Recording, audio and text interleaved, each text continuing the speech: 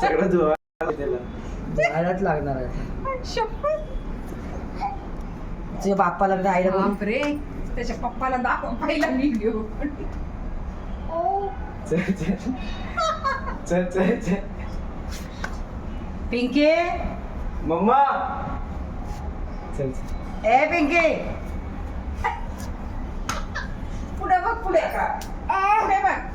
इकडे बघ, इकडे ये रे मंगेश, इकडे ये लवकर. ए माग हात राहू दे. इकडे बघ ना, तो बघ. सगळं नको येऊ आमच्याकडे, नको येऊ तू.